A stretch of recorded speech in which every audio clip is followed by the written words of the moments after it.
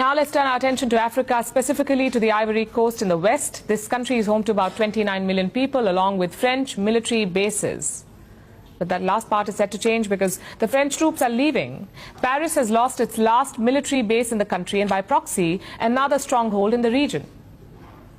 After Mali, Niger, Burkina Faso, Chad and Senegal, the French military has been forced to leave the Ivory Coast. What does that mean for France's African ambitions? And why has the Ivory Coast expelled French troops? Our next report tells you. This is Côte d'Ivoire, or in English, the Ivory Coast. This West African country is a former French colony. It became independent in the year 1960. This year, it decided to kick out French troops from the country. It told the French forces to withdraw, and now, the Ivory Coast has finally done it. It has officially taken control of the last remaining French military base in the country, and shut the door on French military ambitions in Africa. But the Ivory Coast insists that it remains a staunch French ally. While the forces will withdraw, some 80 French servicemen will continue to stay in the country. Why? To apparently advise and train the Ivorian military. France is transforming its presence. France is not disappearing. 80 French soldiers, forming the core of an inter-army military detachment, will become, in a way, part of the French military for disciplinary needs and for training purposes. This act marks a new stage in the relationship of friendship and strategic cooperation between our two nations.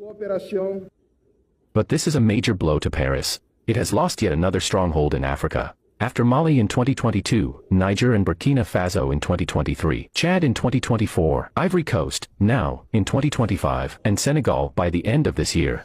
Now, French military presence in Africa will soon be limited to only two countries. In Djibouti with 1,500 troops, and Gabon with 350 soldiers. France has been asked to leave more than 70% of African countries where it had troop presence, which is a far cry from its troop stations since colonial times. You see, France was once a major colonying power. It maintained stronghold in West and Central Africa. It controlled several countries in the region, and by proxy, millions of African people.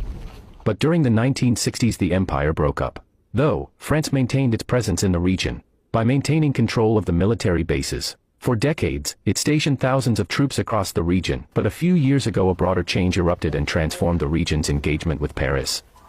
It started when three countries were hit by military coups: Mali, Burkina Faso, and Niger. As a string of governments toppled, ruling military juntas replaced them and they started kicking the French troops away. Soon, other former French colonies joined in, with sharp criticism of France. Partially, for political gains, the Ivory Coast is heading to polls this year, in October. While there is no formal decision yet, their president, Alassane Ouattara, has signaled that he wants to run again, for a fourth term. So he may be leaning into the anti-France sentiment to rally public opinion. But either way, this is a setback for Paris, which has, for decades now, maintained military bases across Africa, to continue its influence over the region. So looks like Paris' colonial pet project in Africa is finally dismantling.